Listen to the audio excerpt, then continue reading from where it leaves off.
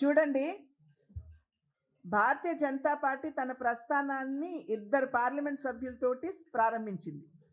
ఇవాళ 300 ముగ్గురిని గెలిపించుకుంది. రాబోయే కాలంలో 350 మందిని కూడా గెలిపించుకునే స్థాయిలో భారతీయ జనతా పార్టీ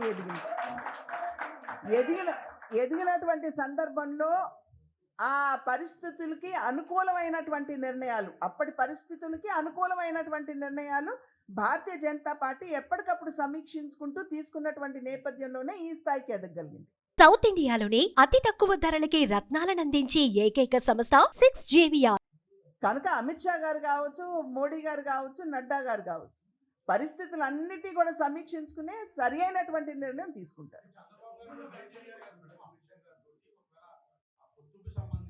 నేను చెప్పాను కదండి, ఎప్పటికప్పుడు సమయానుకూలంగా పరిస్థితిని బేరీజు వేసుకుని పార్టీ బలోపేతం అయ్యేటువంటి నిర్ణయాలు మా నాయకత్వం తీసుకుంటుంది.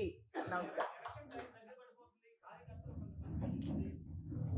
కార్యకర్తలకు ఎటువంటి కన్ఫ్యూజన్ లేదండి. భారతీయ జనతా పార్టీని బలోపేతం చేసుకోవాలనే వారందరూ పనిచేస్తున్నారు. ఇప్పుడు పల్లెకి పోదాం కార్యక్రమం చేపట్టారు.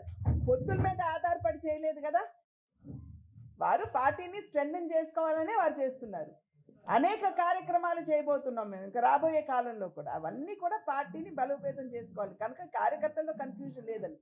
పార్టీని స్ట్రెంథెన్ చేసుకోవాలనేదే లక్ష్యం.